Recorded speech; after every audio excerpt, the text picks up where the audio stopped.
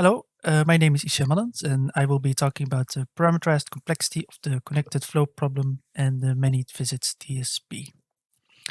This is a joint work with Jesper Nederlof, Céline Swennenhuis, and Krisztina Szilagyi. So the many visits TSP problem is defined as follows. So we are given a graph. In this case, we'll be looking at the directed version. So it's a directed graph. We're given a cost function C on the edges of this graph and a demand function on the vertices of this graph. And our goal will be to find a function S, which we will refer to as a flow function, which minimizes the cost of this function. So that's given by this expression here. And we want this function to have the following properties. So the in and out flow at every vertex has to be equal to the demand. And the graph given by taking all of the edges that have some non-zero amount of flow going through them has to be a connected graph. Okay, so let's look at a few examples. Okay, so here we're given a graph with a bunch of costs next to the edges and some demands on the vertices. And a valid solution might look something like this.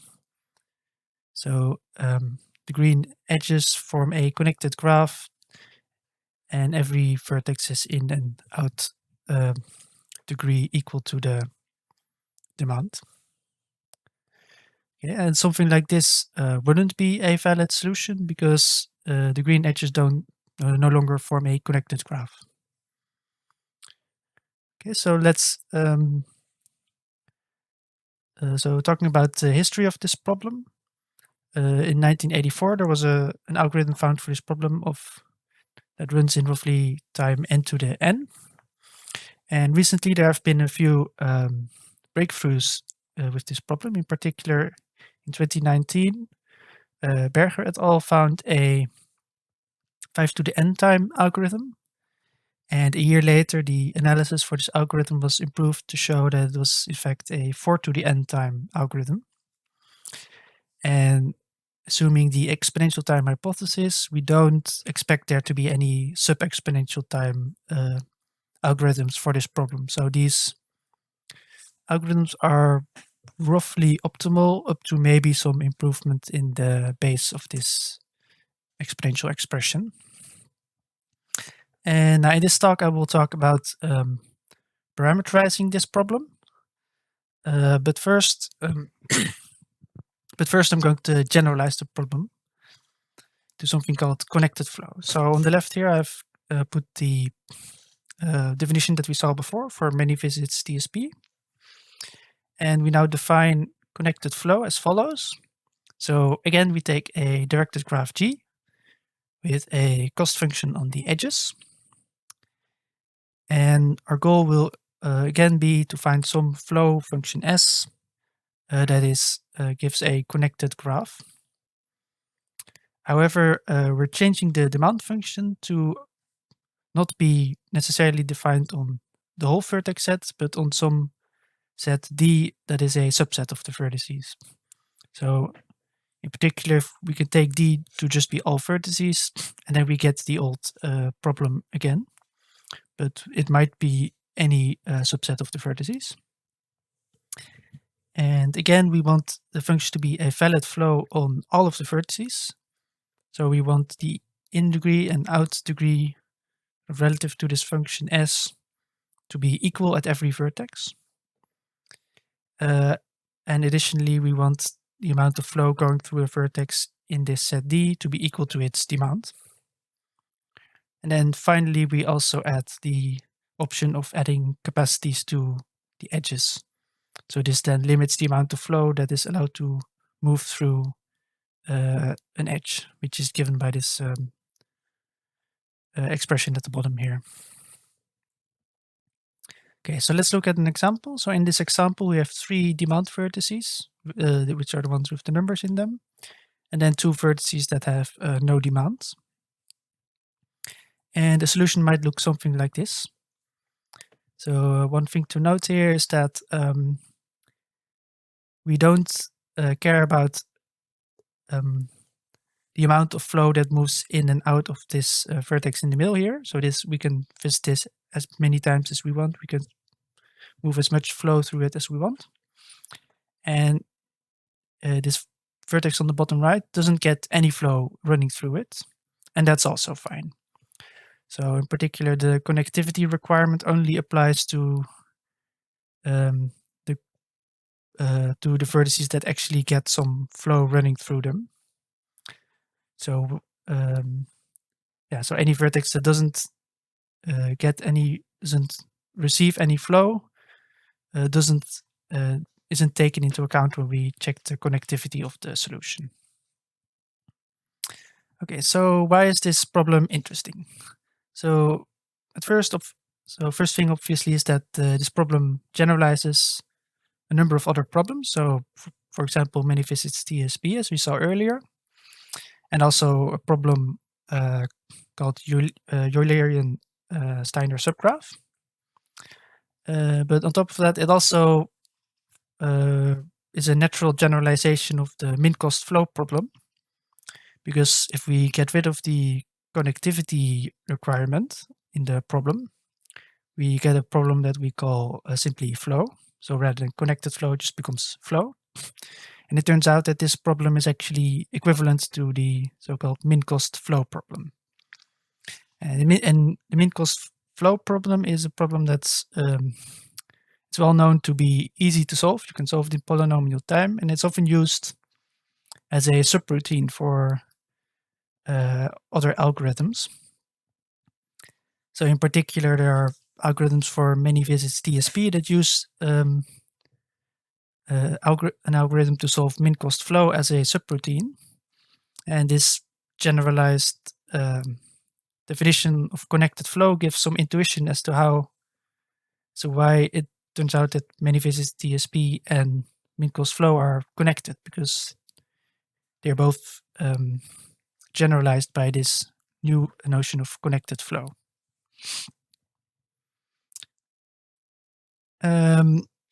Okay, so of course we were considering the parameterized complexity of this problem. And the first obvious parameter that you might want to look at is the number of vertices that have a demand. And it turns out that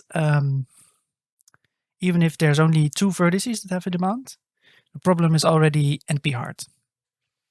So there's no hope of finding an FPT algorithm for this parameterization. However, if we look at the special case where there are no capacities on the edges, then it turns out there's actually a relatively simple reduction to many visits TSP that immediately gives you an FPT algorithm using some existing algorithm for many visits TSP.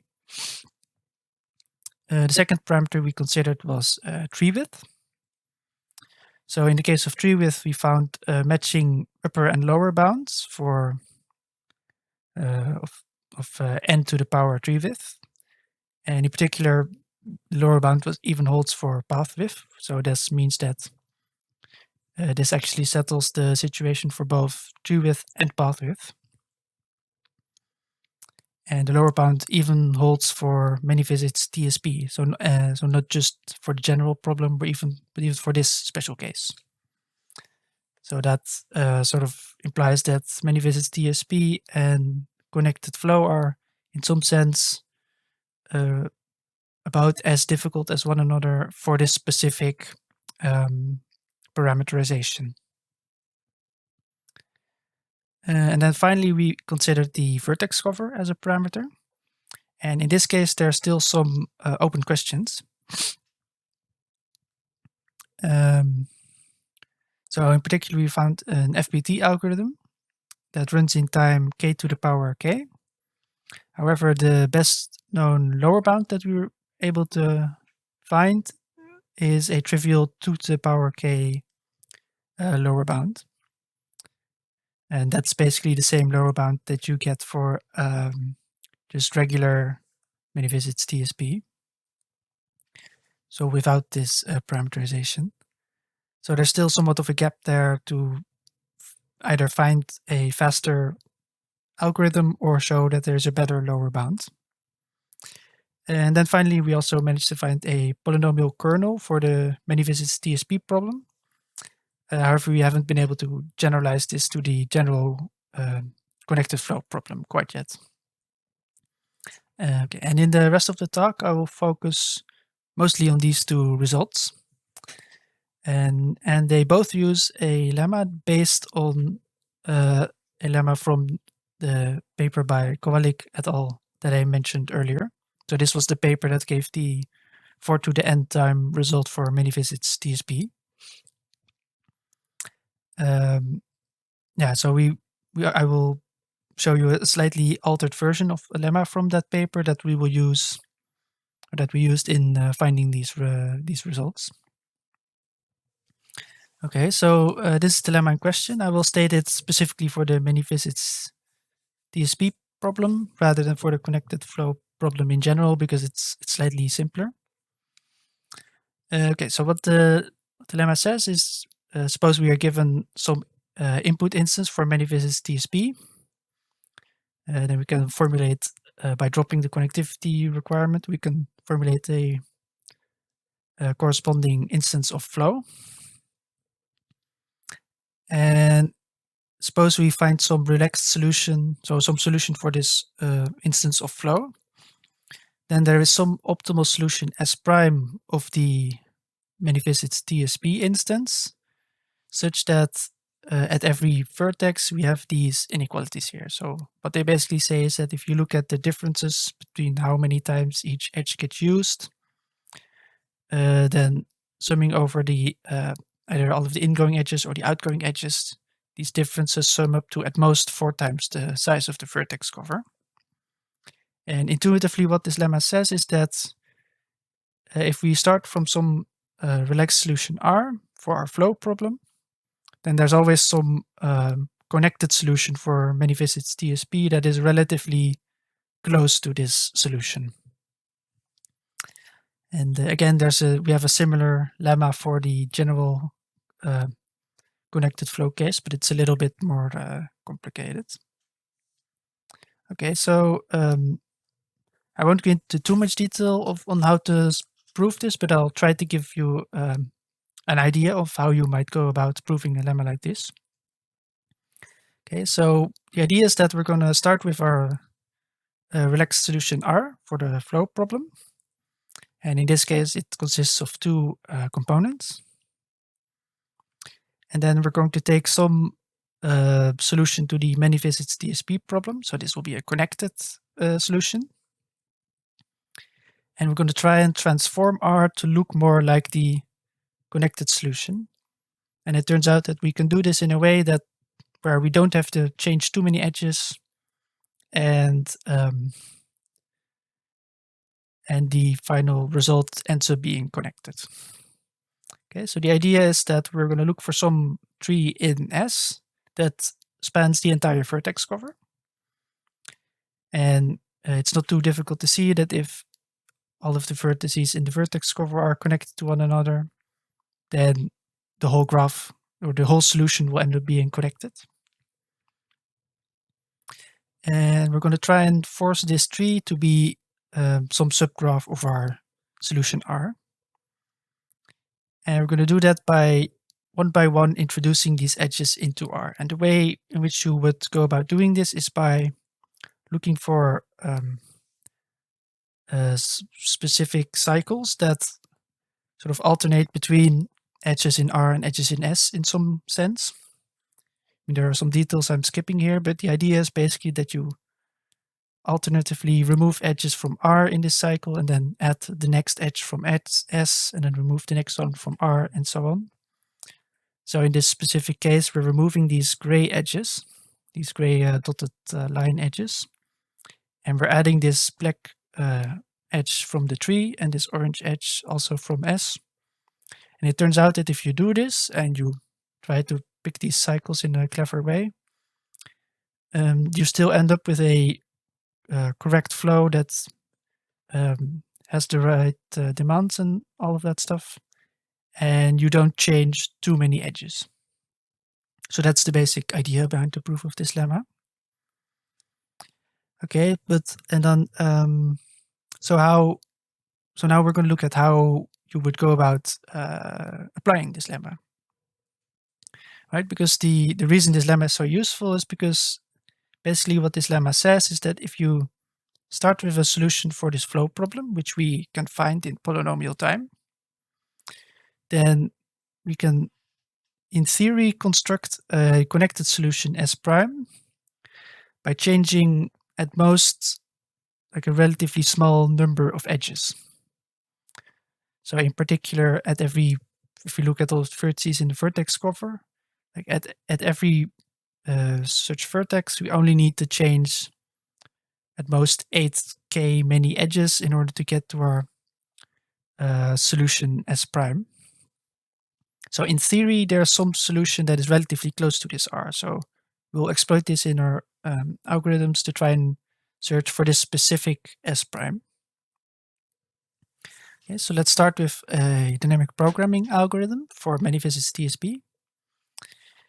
And the basic structure of this algorithm will be that we'll start with the vertex cover. I've drawn it on the left here. And then one by one, we'll introduce vertices which are outside of the vertex cover. We'll introduce them one at a time, and then look at the best partial solutions in this sort of part of the graph. Okay, so for example, if we say we're at step 3 in our dynamic programming algorithm, so you might think of this as the third row in the table or something, then our table entries will be given by optimal partial solutions which are consistent with some partition pi on the vertex cover. So this consistent here basically means that the connected components of our partial solution will be they will agree with this partition basically. And we'll also the table entries will also be indexed by some fingerprint at this latest vertex, in this case vertex number 3. And this fingerprint basically tells you which outgoing edges you pick how many times and which ingoing edges you pick how many times. And now the way we now apply the lemma is that, like I mentioned before, we start with a relaxed solution R. And then the lemma tells us that we only need to consider the fingerprints that are in some small region around this solution R. So say, for example, that at this third vertex, the relaxed solution R has some outgoing edges and some ingoing edges. Then we know that there's some optimal solution that has only at most 4k difference in the outgoing edges that it chooses. That's exactly what the lemma said. And this then allows us to limit the number of fingerprints that we actually need to consider, which then, of course, limits the number of table entries, and that allows for a relatively small number of total table entries, and thus the running time ends up being relatively fast. Okay, so let's next look at the kernel. The kernel is a little bit more complicated, but the basic idea is the same. So we start again with some relaxed solution R, so some solution to the normal flow problem. And we then partition the part of the graph outside of the vertex cover in these sets Bij. And these sets Bij are defined as all of the vertices that have only ingoing edges from this red vertex 1 in the vertex cover, and only outgoing, or in, I guess, number I, and only outgoing edges to the red vertex j. So B11 would look like this. So every vertex would have only these types of connections. B12 would only have these types of connections, and so on. And then, of course, there are some vertices that don't fit this mold, and we'll just put all of them in C. Okay, and now of course, in general, it might be that most of the vertices, or even all of the vertices, end up in this set C, but what we want is that most of the vertices actually end up in one of these BIJs, because that gives us a lot of structure on our solution, which we can then exploit.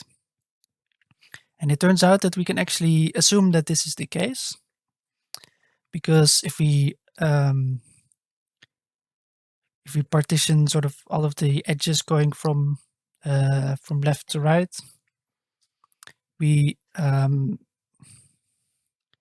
if we look at all of only the red edges going from the vertex cover to the rest of the graph, for example, we can assume that this set of edges doesn't contain any cycles. So not just directed cycles, but any type of cycle. And the reason we can do this is, say, for example, we have a cycle like this.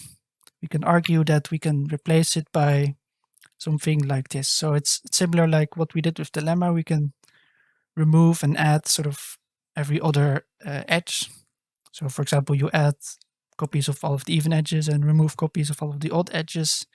And by doing this, you can get rid of basically all of the cycles in this subset of the edges. And you can do the same thing for edges going the other way.